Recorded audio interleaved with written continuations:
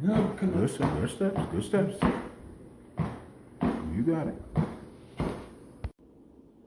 Nice and straight.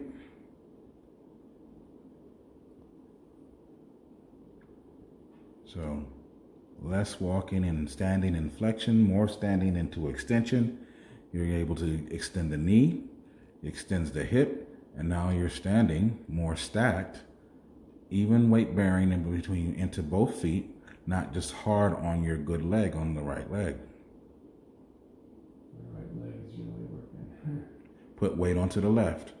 There you go. Shift that weight. Make those muscles do the work, especially when that knee bends.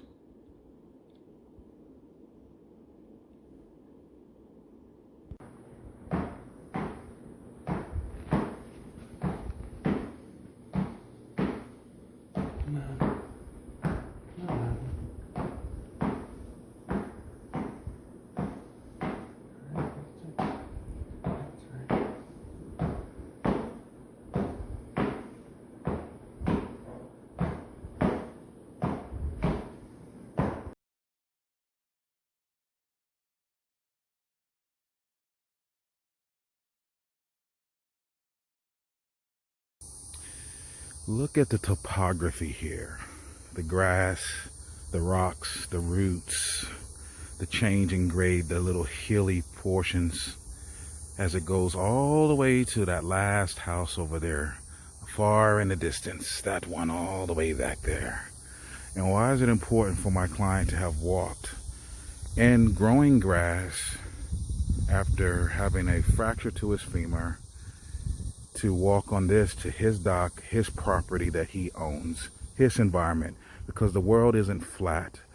Therapy routines on flat ground, on treadmills, tend to negate, even if you're throwing objects onto the treadmill, which is part of gait training in the later phases of its happening, you don't get these little idiosyncrasies and a person's quality of movement, because when I step on this root and my ankle does that, what does my nervous system tell my brain it needs to do to keep me from falling?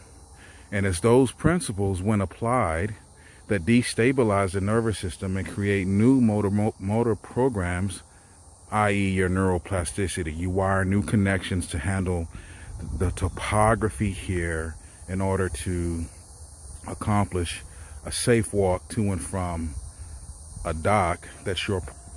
So I contend, I'm here, I'm out, look at my client, he's taking a rest, we're looking at his dock, his boat's gone right now, he's getting a new one actually, but we're out here on Lake Lanier, and it's a good time. This is what therapy constitutes. This is the application of therapies.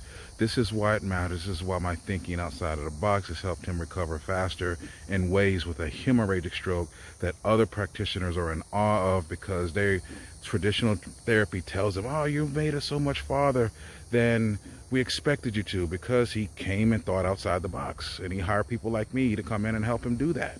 So all in all, this is what constitutes therapy.